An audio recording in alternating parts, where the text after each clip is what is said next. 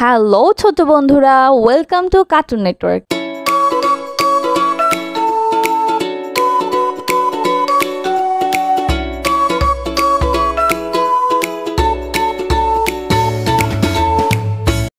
বন্ধুরা, আজকে আমি একটি গল্প বলবো। গল্পটির নাম হচ্ছে এক বোকা সিংহের গল্প। অনেক বছর আগের কথা, একটি বড় ঘন জঙ্গল ছিল। সেই জঙ্গলের রাজা ছিল সিংহ। সিংহটি ছিল অনেক শক্তিশালী। সিংহটি এতটাই শক্তিশালী ছিল যে জঙ্গলে থাকা বাকি সিংহদেরকেও সে বের করে দেয়। সিংহটিকে সবাই এতটাই ভয় পেত যে অন্য জঙ্গল থেকে কোনো সিংহ বা বাঘ প্রবেশ করতে পারত না। আর সিংহটি যে জঙ্গলে থাকতো সেই জঙ্গলের প্রাণীদের সাথেও সে ভালো ব্যবহার করত না। যদি কোনো প্রাণী কোনো সমস্যার কথা সিংহটিকে বলতো, সিংহটি তা সমাধান না করেই সবাইকে তাড়িয়ে দিত। কিছু কিছু প্রাণীকে খেতে ইচ্ছা করলে সে খেয়েও ফেলতো, আর প্রতিদিন শিকার করেও তার দিন পার করত। একদিন জঙ্গলে সব প্রাণীরা একসাথে বৈঠক করলো। হাতি বলল, বন্ধুরা, অনেকদিন বৃষ্টি হচ্ছে না, এতে জঙ্গলের খালও শুকিয়ে গেছে। এখন আমরা পানি কোথায় পাবো? পানি ছাড়া তো আমরা এক মুহূর্ত বেঁচে থাকতে পারবো না। এখন আমরা কি করব? হাতির কথা শুনে বানর বলল, আমার মনে হয় সিংহরাজকে আমাদের এই পানির সমস্যাটা একবার জানানো উচিত। হয়তো সে আমাদের জন্য কোনো ব্যবস্থা করতে পারবে। বানরের কথা শুনে হাতি বলল, বানর, তোমার কি মাথা ঠিক আছে? আমরা সিংহরাজকে আমাদের সমস্যার কথা যদি বলিও, তাহলেও সিংহরাজ আমাদের জন্য কিছুই করবে না। আর সিংহরাজের যদি ক্ষুধা থাকে তাহলে আমাদের খেয়েও ফেলতে পারে। তোমরা সিংহের কাছে গেলে যাও, আমি যাব না। কিছুক্ষণ পর হরিণ বলল, কিন্তু এরকম বসে থাকলে তো কিছুই হবে না, আমাদের কিছু না কিছু করতেই হবে। ঠিক আছে বানর ভাই, আমি তোমার সাথে সিংহের কাছে যাব, যা হবে দেখে নিব। এই বলে বানর আর হরিণ দুজন মিলে সিংহরাজের কাছে যায়।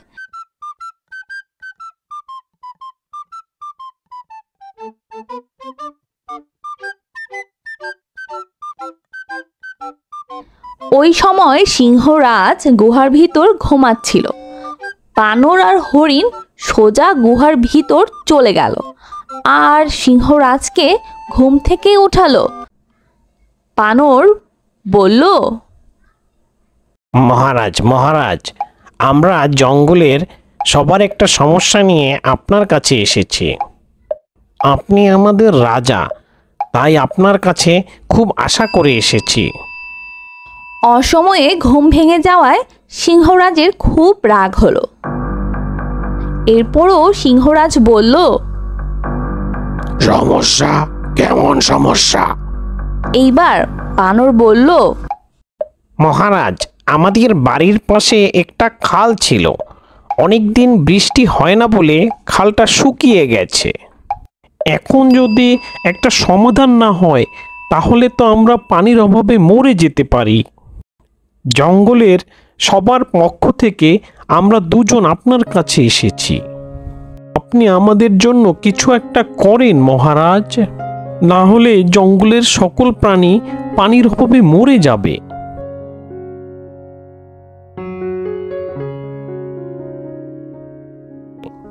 ঠিক আছে, আমি তোমাদের সমস্যাটা দূর করে দিব।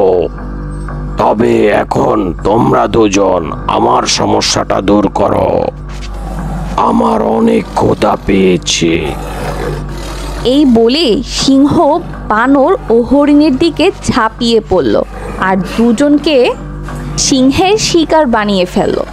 যখন জঙ্গলের বাকি প্রাণীরা এই খবরটি পেল, তখন সকল প্রাণীরা জঙ্গল ছেড়ে পালিয়ে গেল।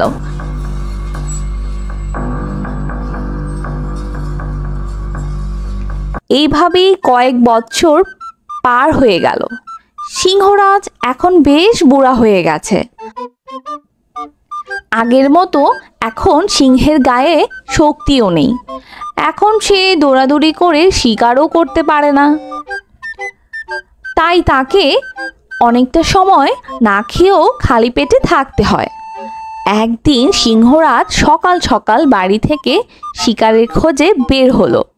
পুরো দিন জঙ্গলে ঘোরাঘুরি করেও সিংহ কোনো শিকারের সন্ধান পেল না, আর সে শিকারের খোঁজে জঙ্গল থেকে অনেক দূরে চলে গেল। তারপর সিংহটি খুব ক্লান্ত হয়ে পড়ল আর বলল, মনে হয় আজও আমাকে খালি পেটেই ঘুমাতে হবে, আর কোনো রাস্তাও তো নাই আমার কাছে। সকাল থেকে বিকেল হয়ে গেল, কোনো প্রাণীর দেখাও পেলাম না যে শিকার করব। এরকম যদি চলতে থাকে তাহলে আমি আরো দুর্বল হয়ে পড়ব।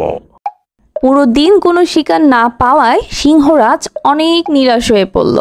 হঠাৎ সিংহরাজ একটি গুহা দেখতে পেল। সিংহটি গুহা দেখা মাত্রই বলল, সকাল থেকে বিকেল হয়ে গেল, এখন পর্যন্ত কোনো খাবার পাইনি। মনে হয় গুহার মধ্যে কিছু আছে, দেখি গুহায় কিছু পাই কিনা।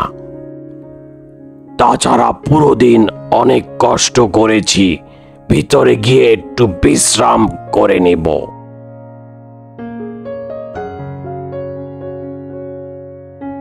এই ভেবে সিংহটি গুহার ভিতর প্রবেশ করে, কিন্তু গুহার ভিতর কোনো প্রাণীর দেখাই পেল না। সিংহটি এবার ভাবতে থাকে, মনে হয় আজ আর কিছুই পাবো না, আমাকে ক্ষুধার্তই থাকতে হবে। জানিও তো না এখানে কোনো প্রাণী থাকে কি না। আসলেই এই গুহাটিতে থাকে একটি শিয়াল। শিয়ালটিও শিকারের খোঁজে তার গুহা থেকে অনেক দূরে গিয়ে ফিরে এসেছে। শিয়ালটি আজ কোনো শিকার পায়নি। এই শিয়াল দুঃখ ভরা মনে বলতে লাগলো, সকাল থেকে বিকাল হয়ে গেল, মনে হয় আর আজ কিছু পাবো না। আজ অল্প কিছু খাবারে কাজ চালাতে হবে। যাই, রাত হবার আগে বাড়ি ফিরে যাই, আবার শিকারের জন্য বের হব। এই ভেবে শিয়াল তার গুহার দিকে ফিরতে লাগলো। আর ওইদিকে শিয়ালের গুহায় সিংহরাজ খুব আরামে বিশ্রাম করছিল। আর সিংহটি খুশি মনে একটু বলতে লাগলো, এই গুহাটি নিশ্চয়ই কোনো প্রাণীর থাকার জায়গা। যখন প্রাণীটি গুহায় আসবে তখন দেখা যাবে। এখন আমি কোথাও যাব না, সারাদিন অনেক পরিশ্রম করেছি, এখন একটু বিশ্রাম করে নেই। তাছাড়া এটা যার গুহা তার জন্য অপেক্ষা করতে হবে, কারণ ও হবে আমার আজকে রাতের খাবার। কিন্তু এদিকে যখন শিয়াল তার গুহার ভিতর ঢুকতে যাবে, ঠিক তখনই শিয়ালটি দেখতে পেল তার গুহার বাইরে কোনো এক প্রাণীর পায়ের ছাপ। আর এদিকে তো সিংহটি অনেক আগেই ঘুমিয়ে পড়েছিল, যার ফলে সিংহের ঘুমের নাক ডাকার শব্দ সে শুনতে পায়। শিয়ালের আর বুঝতে বাকি রইল না যে নিশ্চয়ই কোনো বড় প্রাণী তার গুহার ভিতর প্রবেশ করেছে। যেহেতু শিয়াল খুব চালাক প্রাণী, তাই সে একটা বুদ্ধি বের করলো। নিশ্চয়ই তার গুহার ভিতর কেউ আছে, তাই সে গুহার সাথে জোরে জোরে কথা বলা শুরু করলো। গুহা, ও আমার গুহা, তুমি এত মন খারাপ করে আছো কেন? কি হয়েছে ও গুহা? ও, বুঝতে পেরেছি, নিশ্চয়ই তোমার আমাকে ছাড়া ভালো লাগছে না, তাই না? তা না হলে কি এখনো তুমি চুপ করে থাকো? আমি আসলেই তো তুমি খুশিতে হো হো করে ওঠো। এইদিকে সিংহ গুহার ভিতর বসে চুপ করে শিয়ালের সব কথা শুনছিল। মনে হয় শিয়ালের এই গুহাটি প্রতিদিন শিয়ালের সাথে কথা বলে, কিন্তু আমি থাকায় হয়তো গুহাটি ভয়ে কথা বলছে না। তাই সিংহটি এখন গুহা হয়ে শিয়ালের সাথে কথা বলা শুরু করলো। বন্ধু শিয়াল, কই আমি তো চুপচাপ নই। বন্ধু শিয়াল, কই না তো, আমি তো চুপচাপ নই। তোমার জন্যই অপেক্ষা করছিলাম। এখন তুমি চলে এসেছো, এখন আমার মনটা অনেক ভালো হয়ে যাবে। সিংহের কথা শুনে শিয়াল ভাবতে থাকে, ও, তাহলে আমার সন্দেহ সঠিক ছিল। তার মানে আমার গুহায় কোনো সিংহ লুকিয়ে আছে, শিকারের অপেক্ষা করছে। আমার এখনই এখান থেকে পালাতে হবে। সিংহের শব্দ পেয়ে শিয়াল খুব সতর্ক হয়ে যায় এবং কোনো শব্দ ছাড়াই সেখান থেকে পালিয়ে যায়। এদিকে সিংহ গুহার ভিতর অপেক্ষা করতে থাকে। অপেক্ষা করতে করতে সে অতিষ্ঠ হয়ে যায়। কেন তার শিকার গুহায় প্রবেশ করছে না? অনেকটা সময় অপেক্ষার পর আর সারাদিন পরিশ্রমে সিংহ ক্লান্ত হয়ে গুহাতে আবার ঘুমিয়ে পড়ে।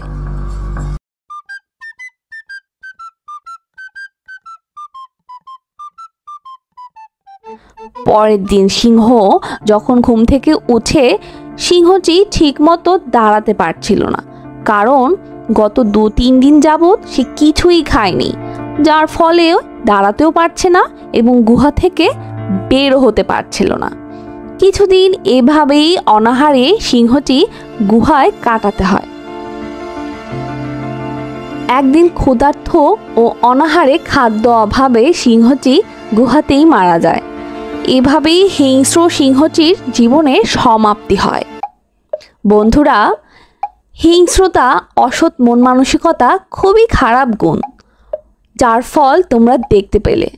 কিভাবে সিংহটি বনের সকল প্রাণীদের সাথে হিংস্রতা করে এবং অসহায় বনপশুর উপর অত্যাচার চালায়, যেটা তার একদমই উচিত হয়নি। বরং তার উচিত ছিল বনে থাকা সকল সিংহের সাথে দলবদ্ধ হয়ে বনে একসাথে মিলেমিশে বসবাস করা এবং দলবদ্ধ হয়ে শিকার করা, যা সে করেনি।